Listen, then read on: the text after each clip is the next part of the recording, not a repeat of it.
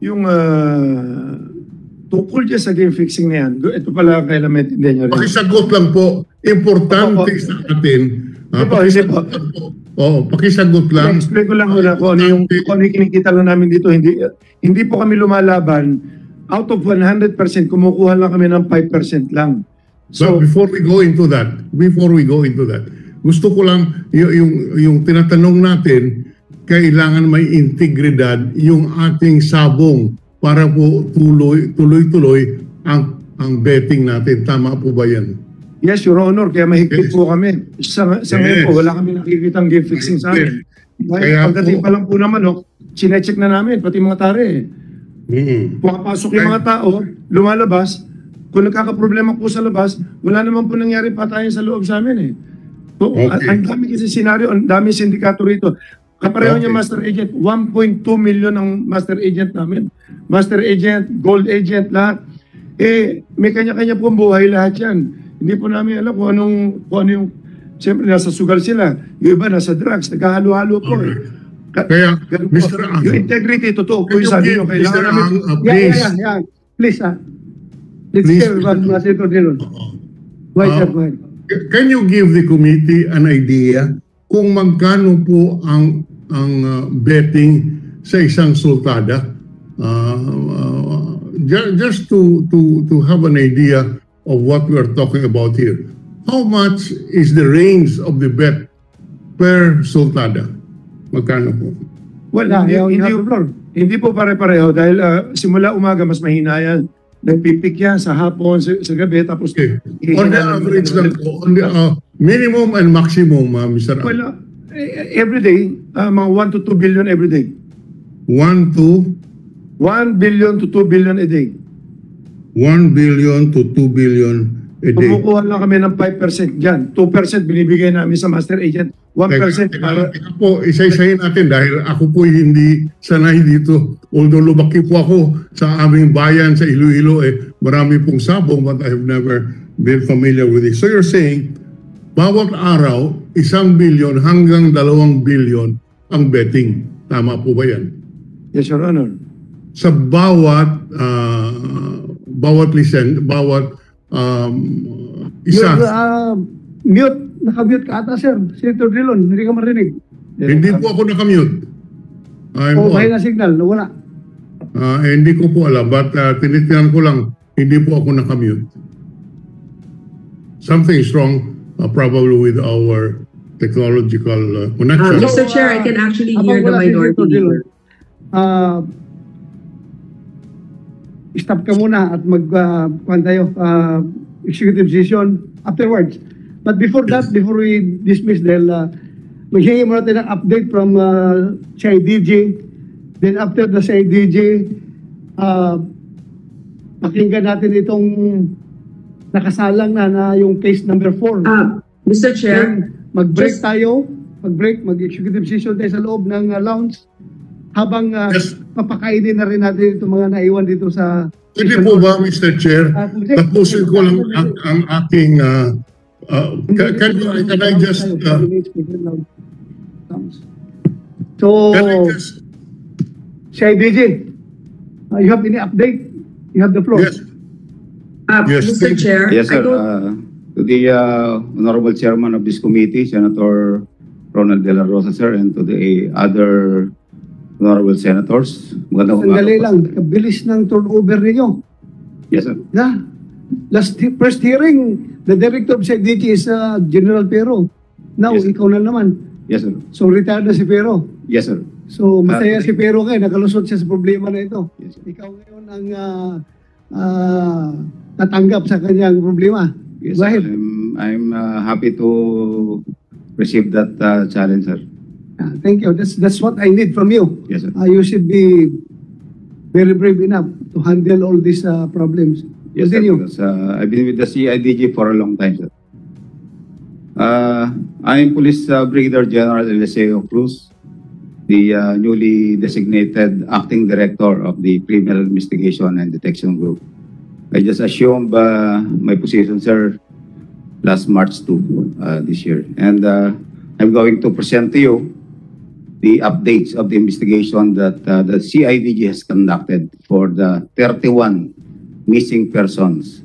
31, Missing persons, sir. pero last count natin, 34, di ba? Yes, sir, but we are only handling 6 cases wherein 31 persons. Oo, pero huwag niyo pabayaan yung, Yes, sir. yung 2 cases na involving 3 biktima. Yes, sir. We are Because isa mong related rin yun, di ba? Yes, sir. We are also coordinating with the other PROs which are handling. I suggest, hawakan mo na dahil sabi man ng Chief PNP. Yes, sir. Hawakan mo lahat yan. We'll do that. Yeah, hawakan mo lahat yan. Continue. Yes, sir. There are 6 cases being handled by the CIDG involving 31 missing persons coming from the provinces of Bulacan, Rizal, Quezon, Laguna, and Manila. And these cases happened in the premises of Cockpit Arenas. And 1 in Manila, 4 in Laguna, and 1 in Batangas. For the incident that happened on January 13, 2022 in Manila Arena, located at Santa Ana, Manila, we would like to inform this honorable committee that we have a breakthrough in our investigation. A vital witness gave his statement that he saw how the victims were held and loaded by security personnel of Manila Arena in a gray van parked at the basement of the said arena. The witness is currently in a safe and secured environment being guarded by the CIDG. There are 14 persons involved in this case that the witness implicated, and he positively identified 6 suspects and 8 are still unidentified. For the incident believed to have happened in Santa Cruz, Laguna on January 13, 2022, considering the statements of their families that victims went to Santa Cruz, Laguna, Cockpit Arena on the said date but failed to return home and remain missing until this date. And despite being missing, bank withdrawals from the ATM account of one of the victims, Melbert Santos, was recorded at BDO Lipa City Branch and is now being investigated by the CIDG. The person captured in the CCTV footage who withdrew money using the said ATM account is considered as one of our persons of interest and subject for manhunt operation by the CIDG. So you mean to say, manhunt operations, identified na ninyo? Yung tao Actually, na- sir, that's just the word that I use, but we are actually identifying, and once we identify, of course, we have to take appropriate actions on how we take custody about this person or file appropriate charges in court, sir. Okay, continue. For the 6 missing persons with last known whereabouts in Royal Octodome in Lipa City, Batangas on January 6, 2022. The investigations is going on and we have 2 persons of interest. For the 5 missing persons with last known whereabouts in Santa Cruz Cockpit Arena in Santa Cruz on December 29, 2021, the investigation is going on and we have 2 persons of interest. For the 6 missing persons with last known whereabouts in Santa Cruz Arena in Santa Cruz, Laguna on May 11, 2021, the investigation is going on and we have 1 person of interest. For the 4 missing persons with last known whereabouts in Santa Cruz Cockpit Arena in Santa Cruz, Laguna on April 28, 2021, the investigation is going on and we have filed obstruction of justice against 1 Brindon Dineros Retusto and we have 3 other persons of interest. These are the updates of our investigation, and we are conducting continuous backtracking to gather more evidence and witnesses for the eventual solution of these cases. And we are sure, sir, the Honorable Committee, and of course the Filipino people, that the PNP will pursue this investigation to its fullest, leaving no stone unturned until we ferry out the truth and serve justice. Thank you. Thank you very much, Your Honors. Mr. Chairman, Yes, thank you, General Eliseo Cruz. just one or two Hi, sir. questions.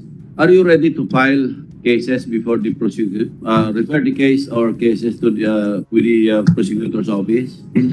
Yes, sir. We are now filing appropriate case against the identified 6 persons Yeah. in Manila Arena, and we'll be filing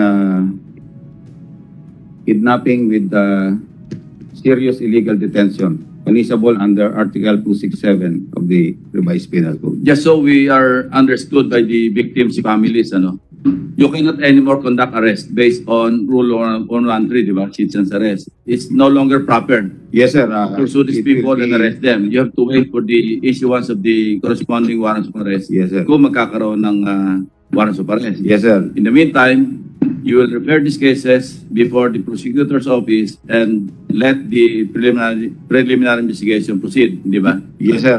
That will be filed regularly before the Direct filing. City Prosecutor's Office of Manila, sir, and there will be preliminary investigation to be conducted, and subpoenas will be sent Yeah. to the identified 6 suspects. Yeah. And, Summons na lang ang tatanggapin nila from the prosecutor. yes, Para sir. maintindihan ng mga victims' families, baka isipin nila, walang ginagawa yung PNP. Because you're not authorized under the law, under the rules of court, to conduct arrest at this point in time. Yes, sir. Hindi na applicable, hindi ba? Yes, sir. Para maliwanag sa kanila. Yes, sir. So immediately, what you're telling us is you're filing cases against these people who are properly identified and positively identified, di ba? Yes, sir. Positively you're- identified by a witness And properly identified. and properly identified. Thank you. Yes, sir. Thank you, sir. Any more? Okay ka na? That's our update, sir, on the investigation, sir. Okay, thank you. Thank you very much. Sir, okay lang sa inyo. Balikan natin si Senator Dillon. Naputol kanina. Senator Dillon, sir, pasensya ka na, sir. We could not hear you. Kaya please continue, sir. Sorry. Thank you. I just want to place on record the magnitudes of the money we are talking about here, which could give rise to incidents such as this. Mr. Ang, did you say that the gross bets is about 1 billion to 2 billion? Is this per day, sir? Per day, Your Honor. Per day? Per day. Okay, 1 to 2 billion. Masyado pong, approximately, can we say 1.5 billion on the average per day? Gross bets, tama po ba yun? Pwede, depende rin ako kasi sa ano yun, sa araw-araw kasi malakas lang po pag Friday, Saturday. Oh, but you're saying 1 to 2 billion per day. Let's say 1.5 na, 1.6. And this is only for Lucky 8 or for the 7 or for the 8 licensees, Mr. Ang? Pues, sa amin lang po yan. Sa inyo lang po. Ang kabuuan po kayo magkano? Just rough estimate of the gross bets of the e-sabong industry. Well, hindi ko kabisado sales sila, pero kung titignan mo yung sales nila, mga to, let's say, mga 500 million sila po, ganun. 500 or 700. Ganun. million per day. More or less sila. Yes, all right. Yes, Now- sir, excuse me, Senator Dillon, sir. Yes, sir. If I may interject, no? Kung gusto mo natin malaman yung kabuuan na pera dyan sa industry na yan, I think PAGCOR, meron silang accurate data mamaya. They can share it with us, sir. So please continue, sir. Tanungin natin yung PAGCOR later. Alam Yes, nila thank yung gaano, Thank you. what is the percentage of Lucky 8's contribution to the overall revenue derived from isabong industry. May data ang pagkaroon yan. Hindi po. Naka-fix po kasi sila eh. Naka-fix po sila na for every licensing. Nag-issue sila. Obligado kami ng 75 million na minimum guarantee of per Yes. Yeah, alam na. This ever is higher do sa 12,500 per fights. Kami more than eh. So ang binabayad namin siguro more or less 135 million every sa amin. Sir, please continue, sir. Please continue. Thank you very much, sir. So if we're saying, Mr. Ang, kung sinasabi po natin, ang gross bets on the average would be at least minimum 1 billion to 2 billion per day. How many days do you operate in a month? 30 days, 31 days. 30 days. So, Araw-araw po, meron po kaming laro. so we are saying that kung 30 days po, hindi ko na po ma-compute. per day is anywhere from 100 Lagyan nyo 2 billion. to 2 billion. po. Opo. Per month, it's anywhere from 30 billion to 60 billion. Ganun po ba?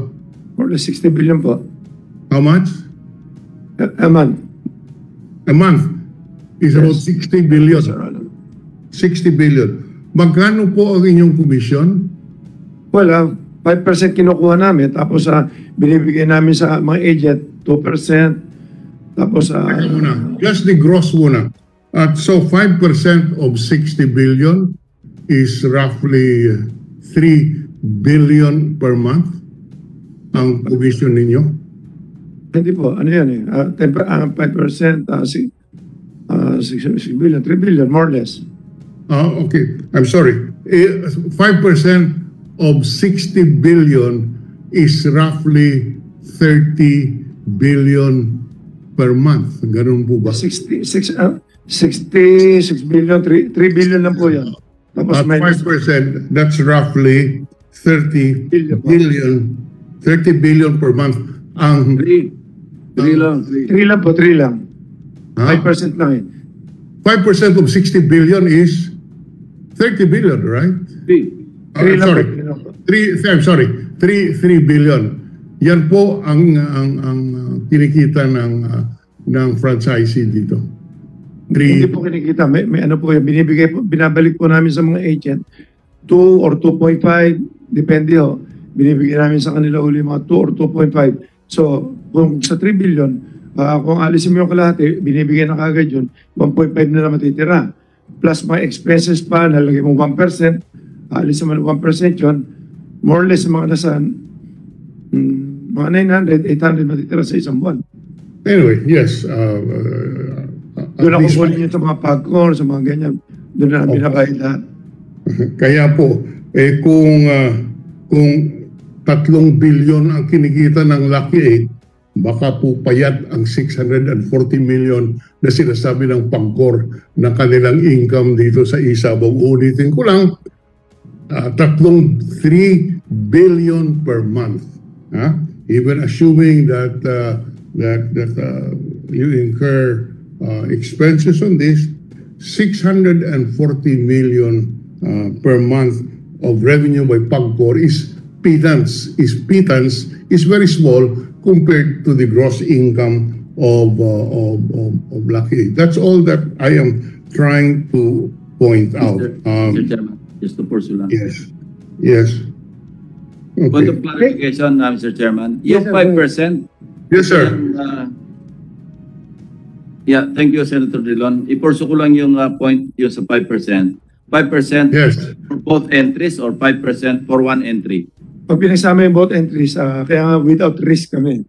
Kung may tayong 1 million sa kabila, 1 million sa kabila, 2%, 2 million yun, minus 5% yun. So 5% sa both entries na. Total. Yun na yung gross. Hindi total. ito yung 5 sa one entry, another 5 for the other. Pareho, maski sa Pareho na yun. Thank you. So,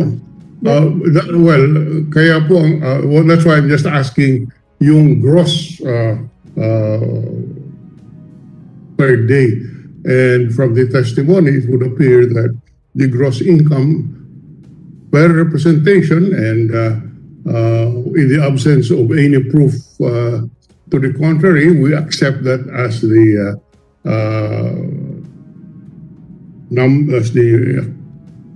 gross income of each licensee. Yun lang po muna. We would love to hear from the PAGCOR on the exact amounts. But for the record, if we talk about 3 billion per month for Lucky 8 alone, even assuming that this is the gross income, a 640 million per month na sinasabi po ng PAGCOR, mukhang payat at malaki talaga ang kinikita ng industriya, kaya po hindi maiwasan yung mga ganitong pangyayari ay related doon sa kinikita ng industriya. Maraming salamat, Mr. Chairman. Thank you, sir. Thank you. Right, sir. Senator Lacson. Yeah, ang sabi ng PAGCOR kanina, I was taking notes, from April to, ito yung last year, parang ang average na remittance sa PAGCOR, 400 million per month. How much? How much? And then for last year, from April, I think hanggang December, parang average 400 million pesos per month ang remittance. Okay. January to date, nag-increase ito sa 640 million per month. Okay. Noon pong April, si Lucky 8 pa lang po ang umaandar. Yung mga iba, sunod-sunod pa lang at nabuo lang yung 7 na ngayon 6 na lang nitong November, December. Okay. Pero po thank you, ma'am. Ito, sandali, ma'am. So, 640 million pesos per month yung January to date. Ito yung average nyo per month. Opo, sir. Ngayon, sabi kanina ni Mr. Charlie Ang, yung kanilang remittance, pinakamalaki sila eh. Umabot sila ng 135 million pesos per month. Lucky 8 pa lang yon. Opo. If we compute yung 6 others, kasi ang threshold, yung minimum nilang kailangang remit is 75 million each. Okay. So 6 times 75, that's 450 million. Plus 135, that's 585 million pesos per month. Ang ibig sabihin, nasa threshold lang yung 6. Opo. Kasi from 640 million pesos per month compared to 585, masyadong minimum yung nire-remit ng ibang operators, ibang licenses. Because Lucky 8 alone, 135 million pesos per month na. So masyado yatang Sir. andun na sila sa threshold, the 6 others. Totoo ba ito? Opo. Ganito po kasi, sir. Ang Lucky 8 na gross bets ng from April 2021 to January 2022, Ma'am, excuse me. 500 Pakilapit yung microphone kasi hindi na-record. Ang gross bets po ng Lucky Star from April 21 to January 2022, 546,826,428,839. Yung pong sumunod, yung Belvedere Corporation, 86 billion as compared sa 546 nila, 771,015,804. Yung pong susunod, yung Esports Encuentro, 638,985 pesos. And Home Visayan Cockers, ang susunod na malaki sa Lucky Star, 96,576,056,951. Yun pong sumunod, yung Jade Entertainment, 145,357,404,000. Yung New Win Cockers, 205,219,683. Yun hong Philippine Cocking International, 6,856,263,554. Ito pong Golden Buzzer na nasuspende na ngayon kasi hindi nila ma-meet yung 75,746,350,941. Katulad po nung sinasabi ni Mr. Ang kanina, Yun po kanilang gross na 3 billion. Sinasabi po niya na may percentages silang binibigay sa iba-iba pang government offices, pera lang po sa PAGCOR.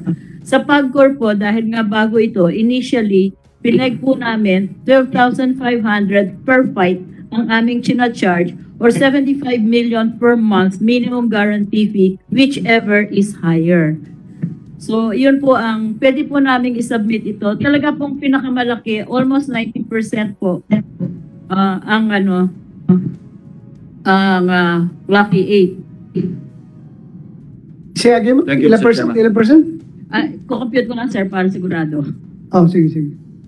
So, Ma'am, wala kayong planong taasan yung threshold? Meron po, sir. Ang binabalak po namin ay taasan siguro po yung per fight. Kasi kung tataasan pa po namin yung threshold na 75 million minimum guarantee, magiging monopoly po dahil yung mga nakauna malalaki na talaga at kaya po yun. Yung mga iba na maliliit pa na nag-struggle and they're trying to enter the business, hindi po nila makayanan kaya automatically hindi po sila makakasali. Yun po ang aming teorya. Ayaw po namin ng may monopolya o may binopoly or something. thank you, ma'am. Thank you Senator po. Tolentino, you have the floor. Yes, just last question addressed to our electronic money issuers, EMIs. Nandito ang Paymaya, nandito ang GCash. Napapag-usapan na natin konti itong detalye. Magkano po ang kinikita per day, per month ng GCash dito sa Isabong? Ganon din ang tanong ko sa Paymaya. Thank you, Mr. Chairman. Good morning, Mr. President. You are Paymaya or GCash? I am from GCash, Your Honor. Thank you. Please introduce yourself. I am Attorney Gilbert A.S. Cotto from GCash, Your Honor. Go ahead. I don't have the exact figure to answer the question, Your Honor. Excuse me, attorney. May request dito nga kung pwede, garbo lang dating. May harang naman tayo. Tanggalin mo muna yung habang nagsasalita. I apologize, Your Honor. Thank you, thank you.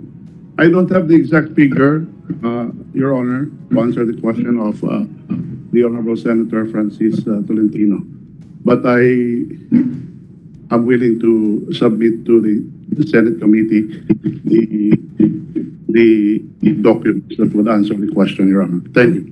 Mr. Chairman, after the break, we can ask the representative from GCash to provide us the figures. He can call. He can ask his superiors how much is Yes, we can do that. the income. The same is true with Paymaya. If Paymaya is willing to divulge the figures right now. Yes, Your Honor. I also cannot give you the specific data, no? But I understand that Paymaya only onboarded or accredited this Isabong licensee as of February this year. But after the break, Your Honor, I will consult and maybe they can provide the data needed by this committee.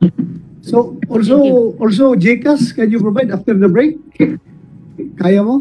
Kasi kaya mo daw ng Paymaya, yung Your GCash. Honor, can I ask for at least one day, Your Honor? I don't think I can. Mabuti pa si Mr. Ang na-provide. Ikaw, nahirapan ka mag-provide. So, Yes, sir. Mr. Chairman, siguro isama na rin natin yung income generated from international bettors sa GCash and Paymaya. Yes, we can do that. When you say, Sir Tolentino, na income generated from Share the percentage generated by Paymaya and GCash coming from international bettors, offshore bettors. Sir, Senator Tolentino, what we are regulating in PAGCOR and the figures I gave to you are based only on local bets. No, not one of the operators is licensed to accept offshore betting. Pero ma'am, maraming tumataya sa Opo, FW natin. illegal po yun, sir. Yun po yung binomonitor. Dumadaan sa EMIs, dumadaan sa GCash, etc. So, can we have a figure? We're not saying that you're tolerating it. Yes, We're not sir. saying that you're violating something. We are just asking the electronic money issuers, the non-bank financial institutions, if they can provide us a figure of how much percentage they are generating from deaths coming from overseas.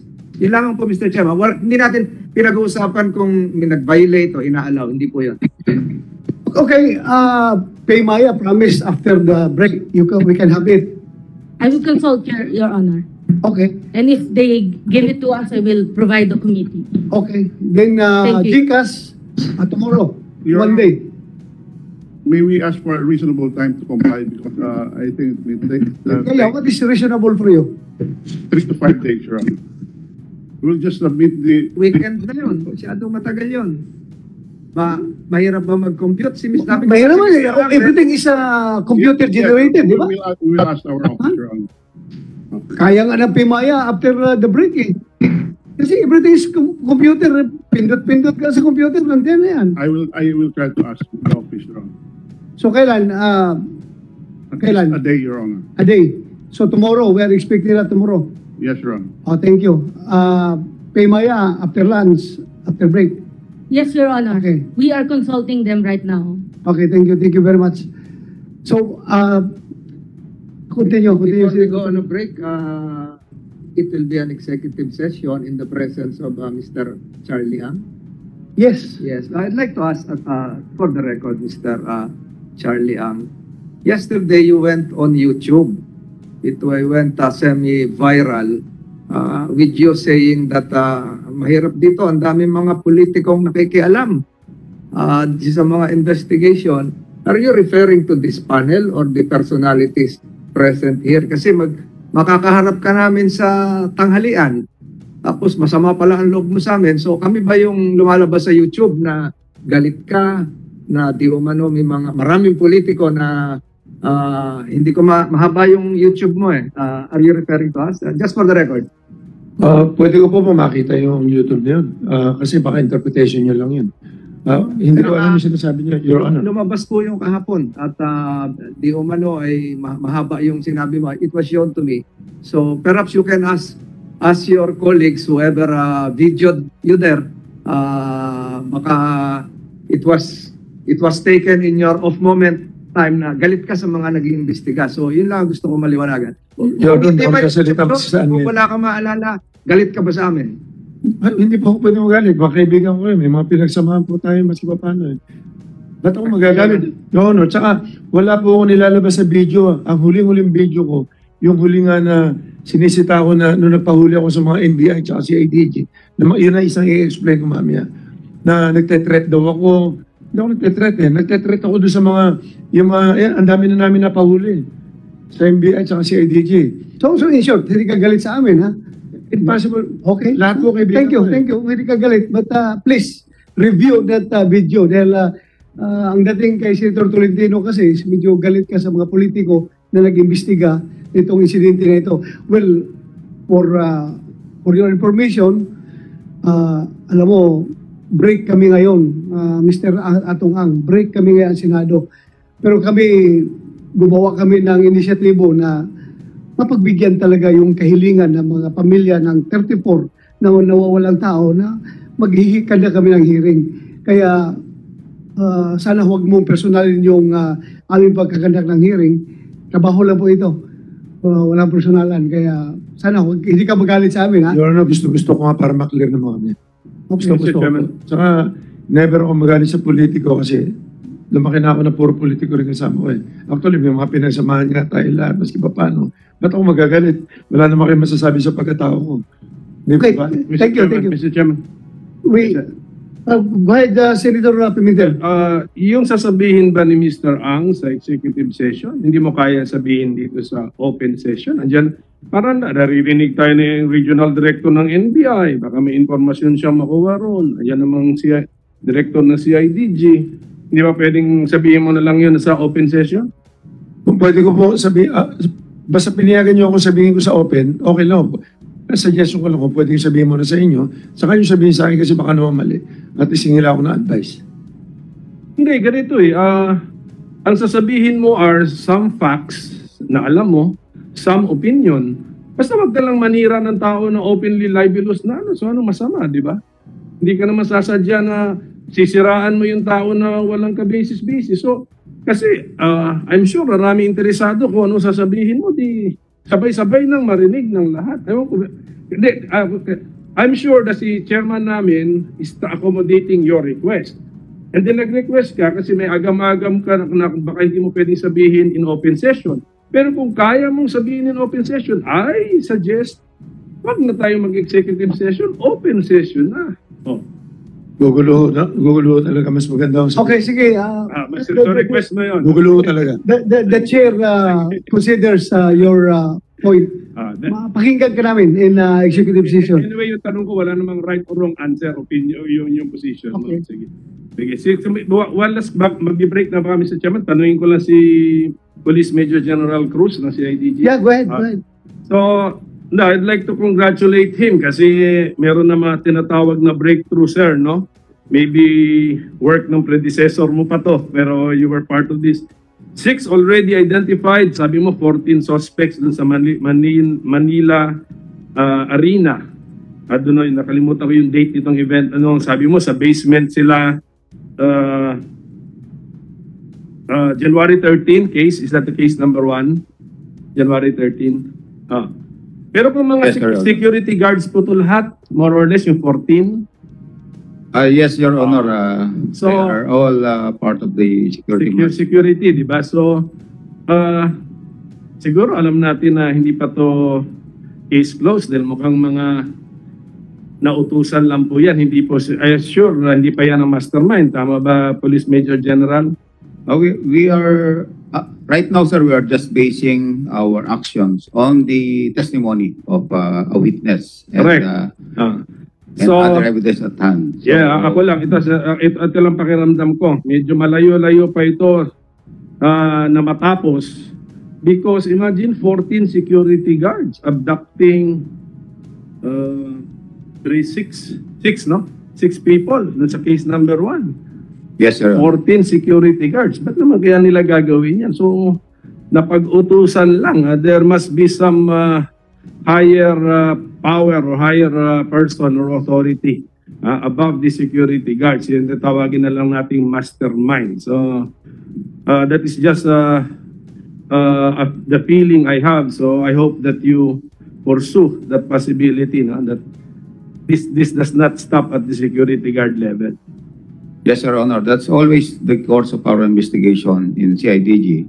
When we investigate crime, we make sure that everything is checked and kagaya nga po ng kasabihan, we will leave no stone unturned in the investigation.